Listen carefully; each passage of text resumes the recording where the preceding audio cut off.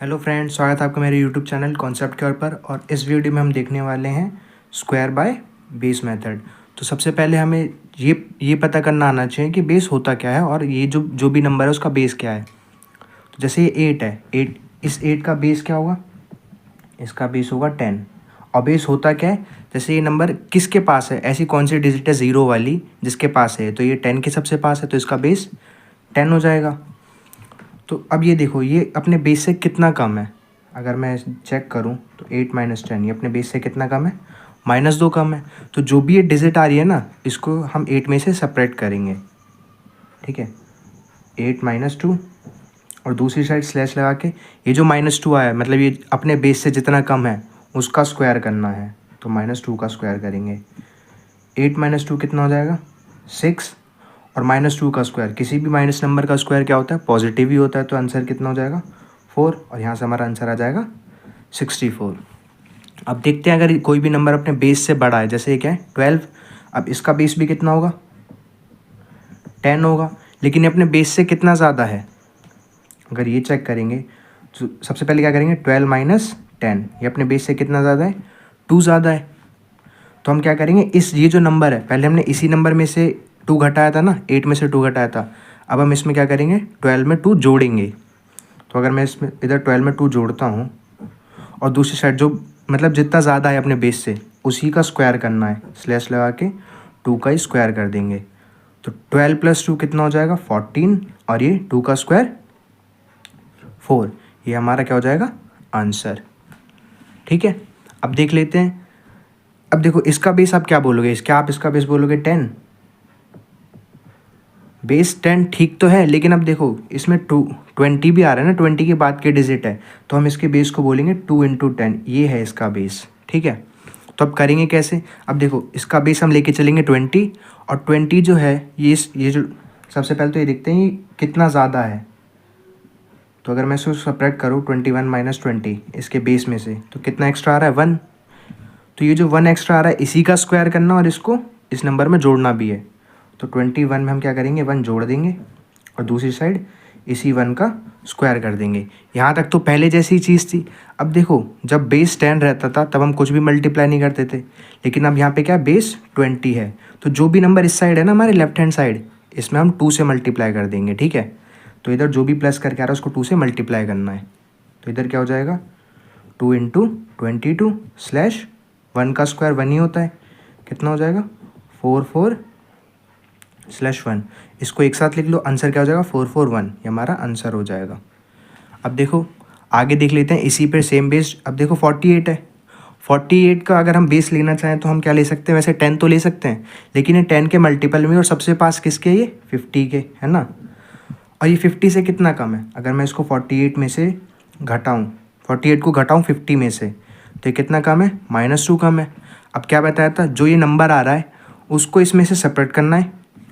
तो हम इधर करेंगे 48 माइनस 2, सेपरेट कर लिया, स्लैश डाल के ये जो नंबर माइनस करके आए इसी का स्क्वायर करते हैं। यहाँ तक तो पहले वाली चीज़ हो गई। अब देखो अगर मैं इसको लिख रहा हूँ ये 50 के पास है, तो मैं इसको 5 इंटू 10 भी तो लिख सकता हूँ। तो ये जो नंबर है अब इसको किससे मल्टीप्लाई कर देंगे हम? 5 से। बहुत बढ़िया। ये क्या हो जाएगा? 5 इंटू 46। और इस साइड -2 का स्क्वायर, किसी भी नेगेटिव नंबर का स्क्वायर पॉजिटिव ही होता है, ये 4 हो जाएगा। अब इसको सॉल्व करोगे क्या आएगा? 230 स्लैश 4। अब इसको एक साथ लिख दो 2304। ये हमारा आंसर हो जाएगा।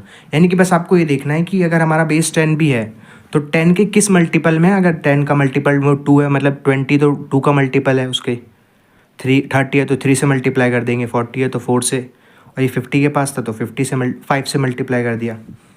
अब देखो इसका बेस क्या है? इसका बेस है 100।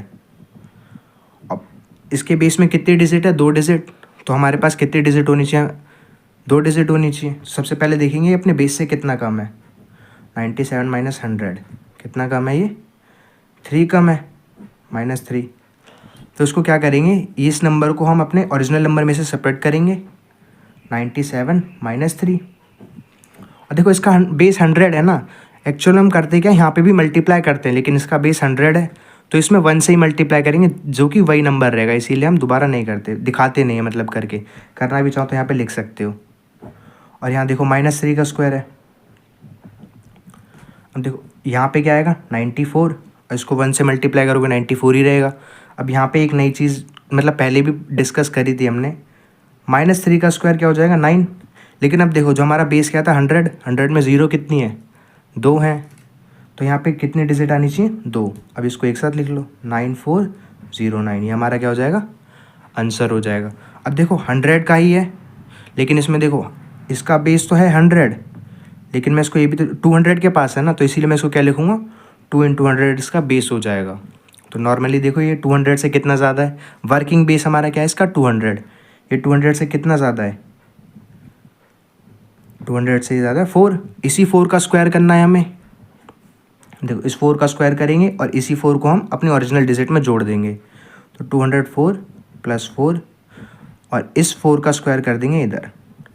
अब देखो अभी क्या बताया था, जो हमारा बेस जो भी होता है अगर वो किसी का मल्टीपल है, जैसे 100 किसका, ये 200 किसका मल्टीपल है 2 का, तो इसमें किससे मल्टीप्लाई कर देंगे 2 से।